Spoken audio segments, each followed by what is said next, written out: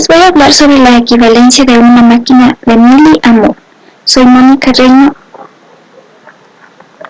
Primero tenemos que saber qué es una máquina de Moore. A continuación tenemos un ejemplo.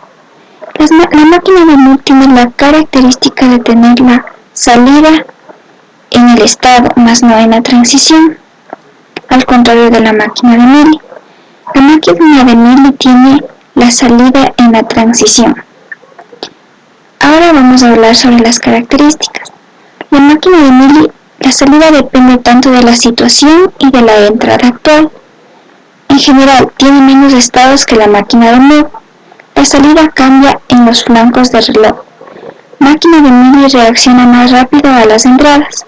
En cambio, la máquina de Moore, en contraste, la salida solo depende de la situación actual. Por lo general, tiene más estados que la máquina de Mili. Cambio de entrada puede causar un cambio en la salida, tan pronto como se hace la lógica. En las máquinas de Moore se necesita más lógica para decodificar las salidas, ya que cuenta con más retrasos de circuito. Vamos a ver que la máquina de Moore va a poseer más estados debido a que el equivalente de la máquina de Mili a Moore siempre se crean unos supuestos estados. Tenemos los pasos para transformar de una máquina de Mili a una máquina de Moore. El paso 1. Calcular el número de salidas diferentes para cada estado, que están disponibles en la tabla de estados de la máquina de Mili. Paso 2.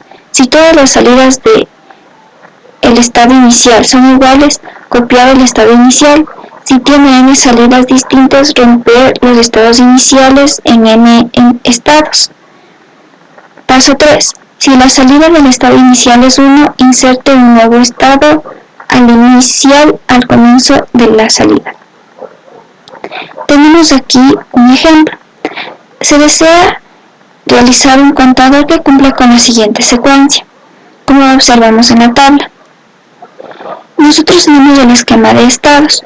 Como podemos observar, tenemos una salida y está planteado el ejercicio mediante la máquina de Mili, debido a que la salida se encuentra en la transición.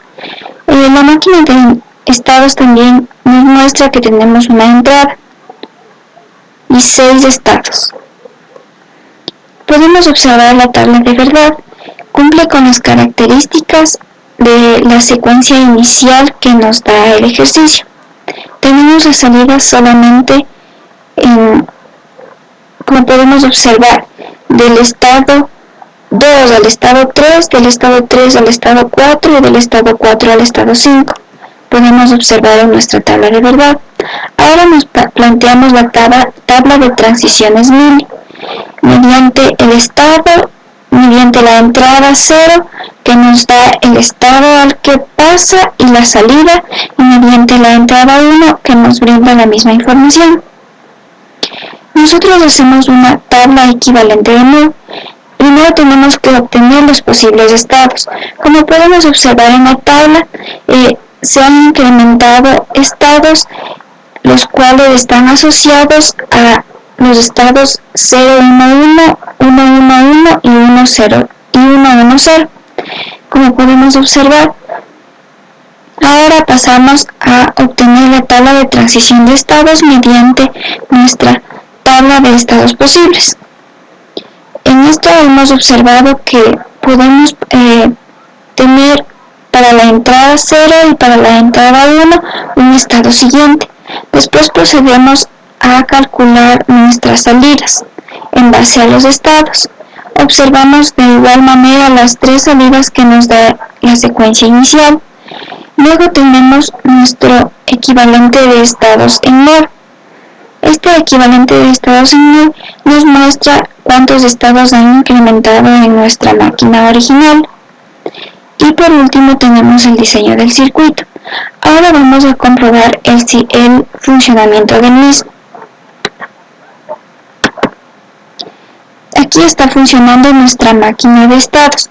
Observamos que la salida 1 solamente se da para los 3 estados que se había planteado inicialmente. Bueno, eso fue todo de la explicación de cómo podemos transformar una máquina de Mili